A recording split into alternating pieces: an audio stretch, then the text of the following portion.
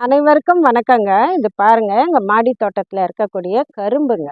இப்ப நம்மளுக்கு பொங்கல் வந்துருச்சு இல்லையா? நம்ம கரும்பு அறுவடை பண்ணிக்கலாங்க. கரும்பு தண்ணி குடுத்துட்டே இருந்தேன்னா, அது அவ்வளோ செழிப்பா இருக்குங்க.